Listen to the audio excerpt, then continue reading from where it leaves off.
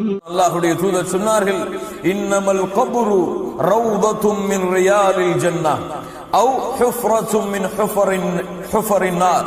ஒன்று கபருடைய குழி என்பது சொர்க்க பூஞ்சோலைகளில் ஒரு பூஞ்சோலையாக இருக்கலாம், அல்லது நரகத்துடைய படுகொலிகளில் ஒரு படுகொலியாக இருக்கலாம். யாருக்கு எது என்பதை அவர்களுடைய அமல்கள் தான் தீர்மானிக்கும். எது தீர்மானிக்கும்? பெயர் தீர்மானிக்காது, ஆட்சி அதிகாரங்கள் தீர்மானிக்காது, அழகு தீர்மானிக்காது, செல்வம் தீர்மானிக்காது. யாருக்கு சொர்க்கத்துடைய பூஞ்சோலை, யாருக்கு நரகத்துடைய படுகொலி என்பதை அவர்களுடைய நல்லறங்கள் தான் தீர்மானிக்கும். கண்ணியத்துக்குரியவர்களே, அல்லாஹ்வுடைய தூதர் முஹம்மது ரசூலுல்லாஹ் ஸல்லல்லாஹு அலைஹி வஸல்லம் அவர்கள் சம்பந்தப்பட்ட ஒரு மிகப்பெரிய ஹதீஸை பரா இப்னு ஆசிப் ரலியல்லாஹு அன்ஹு அவர்கள் அறிவிக்கிறார்கள். خرجنا مع النبي صلى الله عليه وسلم في جنازة رجل من أنصار فانتهينا إلى القبر ولما يلحد فجلس رسول الله صلى الله عليه وسلم وجلسنا حوله وكأن على رؤوسنا الطير وفي يده عود ينكت في الأرض فرفع رأسه. அல்லாஹ்வுடைய தூதர் முஹம்மது ரசூலுல்லாஹ் ஸல்லல்லாஹு அலைஹி வஸல்லம் அன்சாரியுடைய ஒரு ஜனாசாவை அடக்கம் செய்துவிட்டு சஹாபாக்களோடு ஒரு இடத்திலே அமர்ந்திருக்கிறார்கள். தலையிலே பறவைகள் உட்கார்ந்திருப்பதை போன்று சஹாபாக்கள் அமர்ந்திருந்தார்கள். அந்த சபையிலே அல்லாஹ்வுடைய தூதர் முஹம்மது ரசூலுல்லாஹ் ஸல்லல்லாஹு அலைஹி வஸல்லம் தங்களிடத்திலே இருந்த ஒரு குச்சியை எடுத்து பூமியை அப்படியே சிந்தித்தவாறு நோண்டி கொண்டிருக்கிறார்கள். பூமியிலே ஒரு கோடு போட்டுக் கொண்டே இருக்கிறார்கள், தேய்த்துக் கொண்டே இருக்கிறார்கள். திடீரென ஃபரஃபஅ ரஅஸஹு, தங்களுடைய தலையை உயர்த்தி சொன்னார்கள், ஃபகால இஸ்தஈது பில்லாஹி மின் அஸாபில் கப்ர். சுப்ஹானல்லாஹ், சுப்ஹானல்லாஹ். அல்லாஹ்விடத்திலே உங்களுடைய கபருடைய வாழ்க்கைக்காக நீங்கள் பாவ மன்னிப்பை, நீங்கள் பாதுகாப்பை தேடிக்கொள்ளுங்கள். இஸ்தஈது பில்லாஹ், அல்லாஹ்விடத்திலே அதனுடைய பாதுகாப்பை நீங்கள் தேடிக்கொள்ளுங்கள். அல்லாஹ்வுடைய தூதர் முஹம்மது ரசூலுல்லாஹ் ஸல்லல்லாஹு அலைஹி வஸல்லம் கூறிவிட்டு மரண நேரத்திலே ஒரு மனிதன் அனுபவிக்கக்கூடிய காட்சிகளை கூறிவிட்டு அந்த உயிர் மறுபடியும் கபருக்கு கொண்டு வரப்படும் பொழுது சொன்னார்கள், ஃபதுஆது ரூஹுஹு ஃபீ சஜதிஹி ஃபயஅதீஹி மலகான், இரண்டு மலக்குகள் வருவார்கள். ஃபயுஜ்லிசானிஹி, அவனை எழுந்து உட்கார வைப்பார்கள். கண்ணியத்துக்குரியவர்களே, நான் சொல்லும் பொழுது யாரையோ இவர்கள் செய்வார்கள் என்று எண்ணிக்கொள்ளாதீர்கள். இது எனக்கும் உங்களுக்கும் நடக்க போகிற ஒரு செய்தி. என்னுடைய நிலைமையும் உங்களுடைய நிலைமையும் இதில் ஏதாவது ஒரு நிலைமையாகத்தான் இருக்கும். அல்லாஹ் பாதுகாப்பானாக. அல்லாஹ் நல்ல மக்களோடு நம்மை கொண்டு போய் சேர்ப்பானாக. கண்ணியத்துக்குரியவர்களே, அல்லாஹ்வுடைய தூதர் முஹம்மது ரசூலுல்லாஹ் ஸல்லல்லாஹு அலைஹி வஸல்லம் சொல்லுகின்ற இந்த ஹதீஸை நமக்கு பொருத்தி பாருங்கள். யாருக்கோ சொல்லுவதை போன்று நீங்கள் எண்ணிக்கொள்ளாதீர்கள். ஃபயுஜ்லிசானிஹி, அவரை எழுந்து உட்கார வைப்பார்கள். ஃபயகூலானி லஹு மர் ரப்புக், மன் ரப்புக், அந்த இரண்டு பேரும் அவரிடத்திலே வினவுவார்கள், மன் ரப்புக. எப்போது அந்த உயிர் அடக்கம் செய்யப்பட்டு அந்த காலடி சப்தங்களை கேட்டு அந்த உயிரை விட்டு அந்த மக்கள் பிரிந்து செல்லும் பொழுது. சுப்ஹானல்லாஹ், இப்படிப்பட்ட நிலைமை அல்லாஹ் ரப்புல் ஆலமீன் வைத்திருக்கிறார் பாருங்கள். அல்லாஹ்வுடைய தூதர் முஹம்மது ரசூலுல்லாஹ் ஸல்லல்லாஹு அலைஹி வஸல்லம் அதன் காரணமாகத்தான் சொன்னார்கள், மூன்று உறவுகள், இந்த உறவுகளில் எது சிறந்த உறவு என்பதை நீங்கள் தேர்ந்தெடுத்துக் கொள்ளுங்கள். முதல் உறவு, நீங்கள் மரணமான உடனேயே உங்களை விட்டு பிரிந்துவிடும். இரண்டாவது உறவு, கபர் வரை உங்களை சந்திக்க வரும். மூன்றாவது உறவு, கபருக்குள்ளும் உங்களை சந்தித்து பாதுகாக்க வரும். முதல் உறவு எது? மரணமான உடனேயே பிரிந்து செல்வது எது? எதற்காக இந்த உலக வாழ்க்கையை கழித்தோமோ, எதற்கு இரவெல்லாம் பகலானதோ பகலெல்லாம் இரவானதோ, எதற்கு காலை முதல் மாலை வரை உழைத்தோமோ, எதற்கு குடும்பங்களை விட்டு ஊரை விட்டு வெளிநாடுகளிலே சென்று கஷ்டப்பட்டோமோ, அந்த செல்வம் மரணமான உடனேயே பிரிந்துவிடும். சொத்து, சுகம், பணம், பதவி, பட்டம், கல்வி, உலக வாழ்க்கையை கழித்த அத்துணை நேரங்களும் அல்லாஹ்விற்காக கழித்த நேரங்களை தவிர மற்ற எல்லாம் அந்த மரணமான தருணத்தில் இருந்து அவனை விட்டு பிரிந்து சென்றுவிடும். இரண்டாவது உறவு கபர் வரை வரும். பாவப்பட்ட உறவினர்கள் என்ன செய்வார்கள்? தந்தையாக இருந்தால் கபர் வரை வந்து அடக்கம் செய்துவிட்டு மண்ணை எடுத்து போட்டுவிட்டு கொஞ்ச நேரம் நின்று அல்லாஹ்விடத்திலே பிரார்த்தனை செய்துவிட்டு திரும்பி விடுவார்கள். அடுத்து மூன்றாவது தடவை அது கபர் உள்ளே வரக்கூடியது. ஒன்று அவர் செய்த நன்மையாக இருக்கலாம், அல்லது அவர் செய்த பாவமாக இருக்கலாம். இந்த ரெண்டு உறவு தான் கபரிலே வரும். அல்லாஹ்வுடைய தூதர் முஹம்மது ரசூலுல்லாஹ் ஸல்லல்லாஹு அலைஹி வஸல்லம் சொன்னார்கள், அந்த ஜனாசாவை மக்கள் பிரிந்து சென்றதற்கு பிறகு 2 மலக்குகள் வந்து அவரை எழுந்து உட்கார வைத்து கேட்பார்கள், மன் ரப்புக, உன் இறைவன் யார், உன் இறைவன் யார்? அப்படியே மனனம் செய்து விட்டு இதனுடைய பதிலை அப்படியே இரவு முழுக்க பாடம் செய்து விட்டு ஒப்பித்து விடலாமா? ரப்பி அல்லாஹ். இது சாதாரண ஒரு கேள்வி. அல்லாஹ் யார், உன் இறைவன் யார் என்று கேட்டால் 24 மணி நேரமும் சொல்கிறோம் அல்லாஹ் என்று. அப்படி என்ன அந்த நேரத்திலும் பதில் சொல்லி விடலாமா? இல்லை கண்ணியத்துக்குரியவர்களே, இது சாதாரண கேள்வி அல்ல. இது ஒரு சாதாரண ஒரு பதிலை சொல்லக்கூடிய கேள்வி அல்ல. மன் ரப்புக என்ற கேள்வி. அல்லாஹ் யார், உன்னை படைத்தவன் யார், யாரை அழைத்தாய் பிரார்த்தனைகளே, யாரின் மீது முழுமையான நம்பிக்கை வைத்தாய், கஷ்டத்திலே யாரை அழைத்தாய், உறுதியிலே யாரை அழைத்தாய், மகிழ்ச்சியிலே யாரை அழைத்தாய், சந்தோஷத்திலே யாரை அழைத்தாய், நோயிலே யாரை அழைத்தாய், குழந்தைக்காக யாரை அழைத்தாய், அல்லாஹ்வின் மீது வைக்க வேண்டிய நம்பிக்கையில் எந்த அளவு நம்பிக்கை வைத்திருந்தாய், அல்லாஹ்வை பயப்படுவதில் எந்த அளவு பயப்பட்டாய், அல்லாஹ்வை பயந்தாயா, மனிதர்களை பயந்தாயா, அல்லாஹ்வின் மீது நம்பிக்கை கொண்டாயா, மனிதர்கள் மீது நம்பிக்கை கொண்டாயா, அல்லாஹ்வை ஆதரவு வைத்தாயா, மனிதர்களை ஆதரவு வைத்தாயா, அல்லாஹ்வின் மீது முழுமையான உறுதியான தெளிவான நம்பிக்கையை அவன் தன்மைகளை ஏற்று வைத்திருந்தாயா, அல்லது வணக்க வழிபாடுகளிலே ஷிர்கை இணை வைப்பை கலந்திருந்தாயா? இந்த எல்லா தன்மையிலும் தௌஹீதிலே சுத்தமாகி தூய்மையாகி பரிசுத்தமாகி எல்லா அம்சங்களிலும் யார் முழுமையாகி அல்லாஹ்வை ரப்பாக ஏற்று அவர் அதிலே உறுதியாக இருந்தார்களோ அவர்களால் தான் சொல்ல முடியும், ரப்பி அல்லாஹ், என்னை படைத்த இறைவன் அல்லாஹ், என்னை பரிபாலித்தவன் அல்லாஹ், எனக்கு உணவளித்தவன் அல்லாஹ், என்னை காத்தவன் அல்லாஹ், என்னை ஆதரவு வைத்தவன் அல்லாஹ். நான் நம்பிக்கை வைத்திருந்தது அவன் மீதுதான், நான் அழைத்தது அவனைத்தான், நான் வணங்கியது அவனைத்தான். வணக்க வழிபாடுகள் அத்துணை தன்மைகளையும் அத்துணை வகைகளையும் அவன் ஒருவனுக்கு மட்டும்தான் நான் செலுத்தி அவனுடைய வணக்க வழிபாட்டிலே வேறு யாரையும் கூட்டாக்காமல் சமமாக்காமல் இணையாக்காமல் ஷிர்கை கலக்காமல் அவன் ஒருவனை வணங்கினேன்.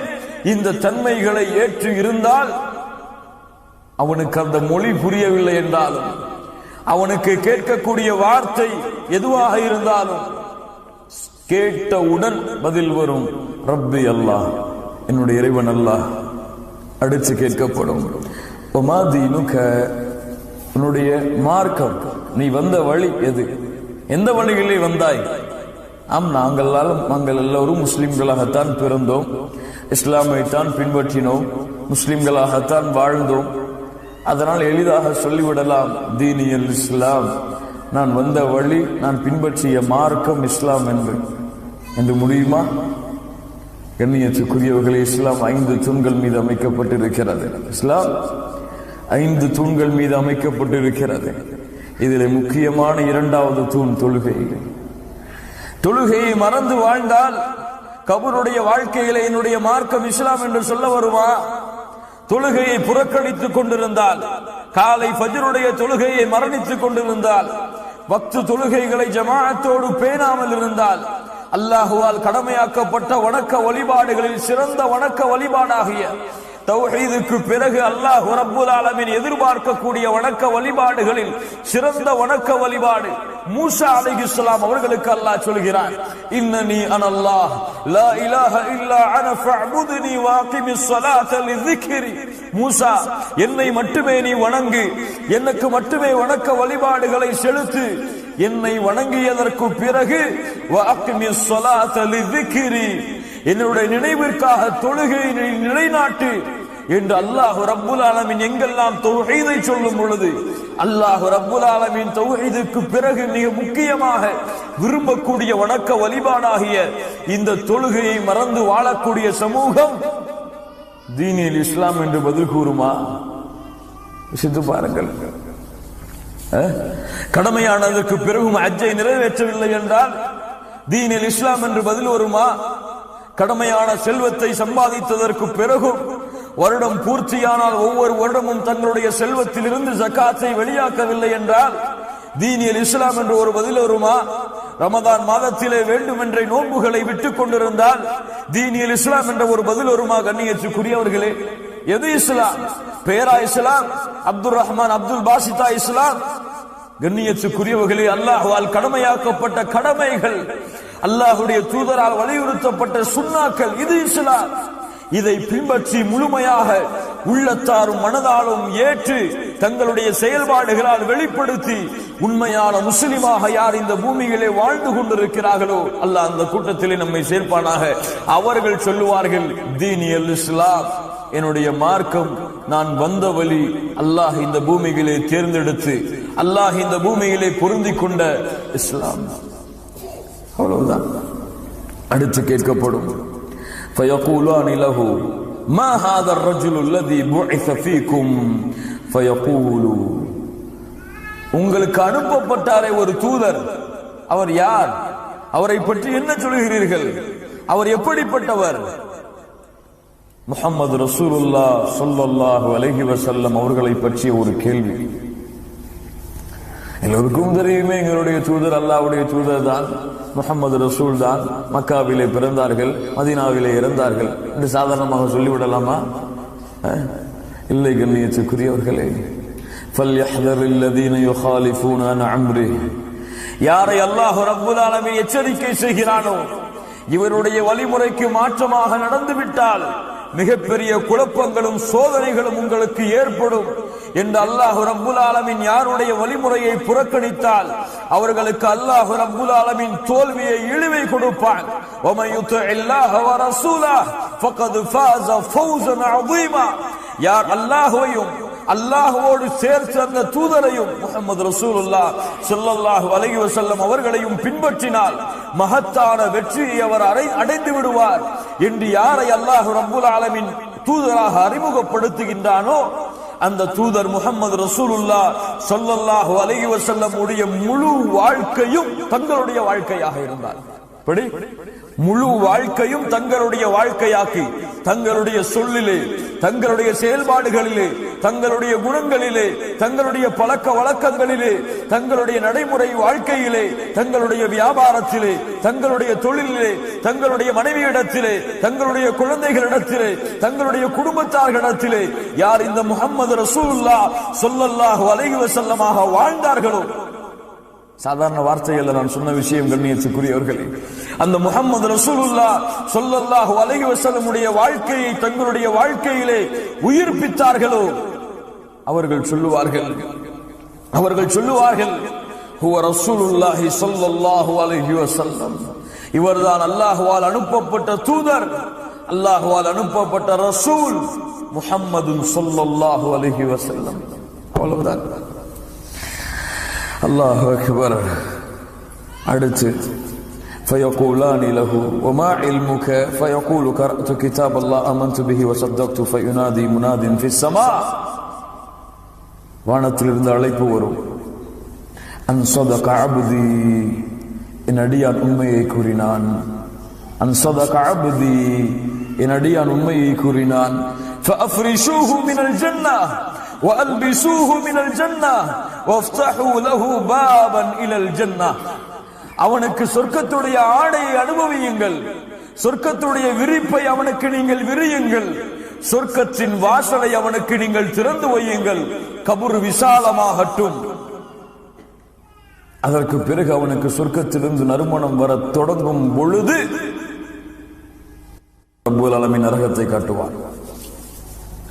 நரகம் காட்டப்படும், நரகத்துடைய ஜுவாலைகள் காட்டப்படும், நரகத்திலே மனிதன் அனுபவிக்கக்கூடிய வேதனைகள் காட்டப்படும், நரகத்துடைய அத்துணை துன்பங்களும் அவன் கண்களுக்கு முன்னால் காட்டப்படும்.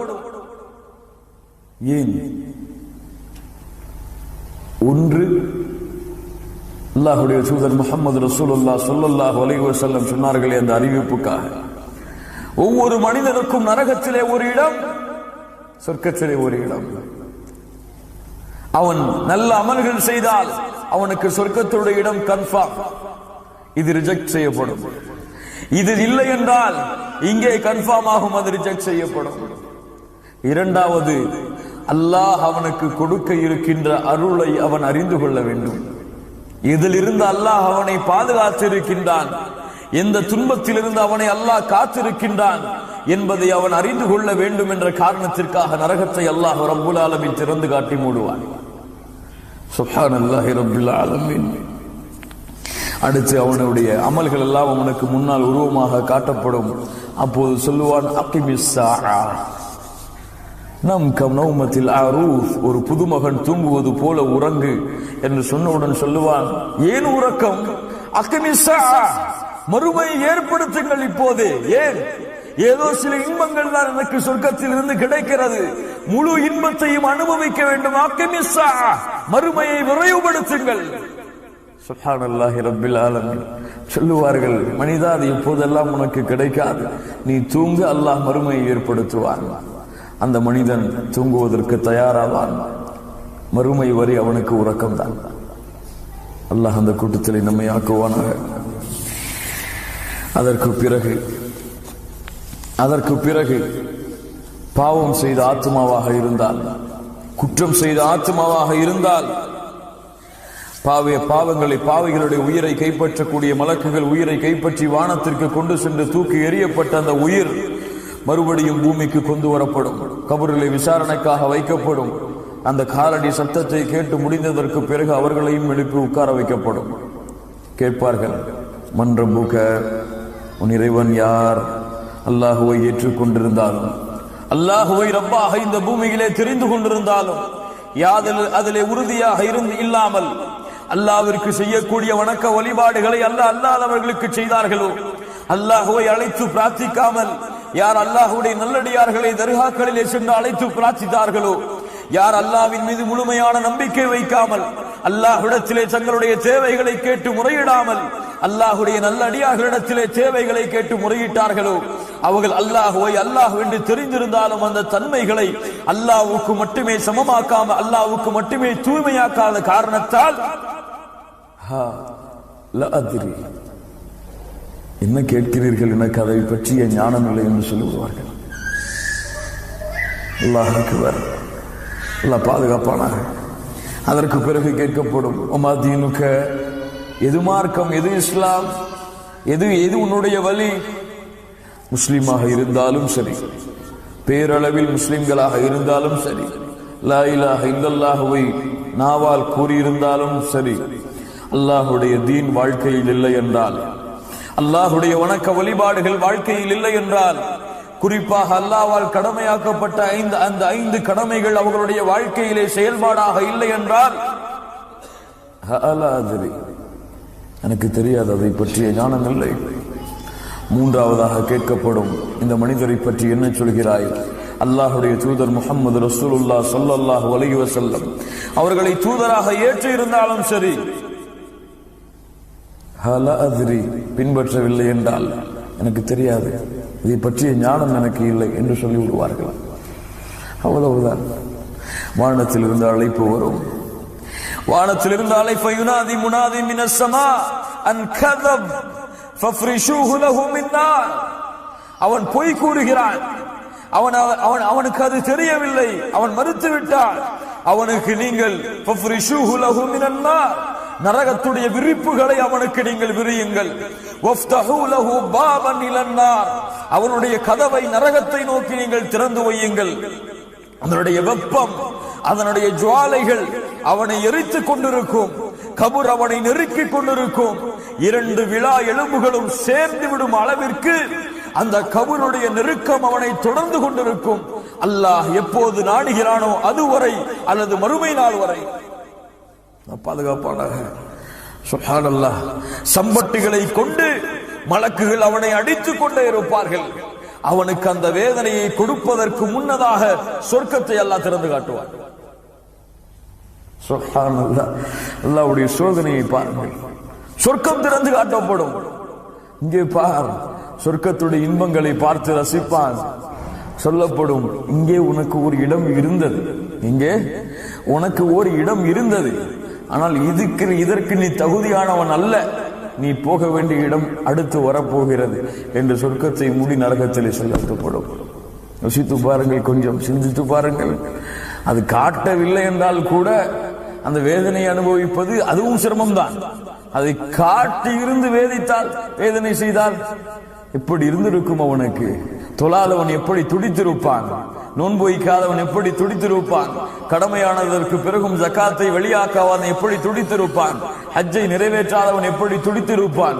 அல்லாஹ்வுடைய வணக்க வழிபாடுகளை புறக்கணித்தவன் எப்படி துடித்திருப்பான்?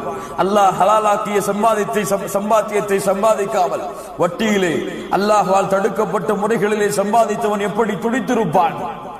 அதை விட்டிருந்து அங்கே சென்றிருக்கலாமே. எவ்வளவு தூக்கத்தில் இருந்தாலும் எழுந்து தொழுது இருக்கலாமே. எவ்வளவு நோயிலே, கஷ்டத்திலே, சிரமத்திலே இருந்தாலும் பள்ளியிலே அதான் சொல்லப்பட்ட பிறகு பள்ளிக்கு சென்றிருக்கலாமே என்ற ஆசை வருமா? வராதா? முடியுமா?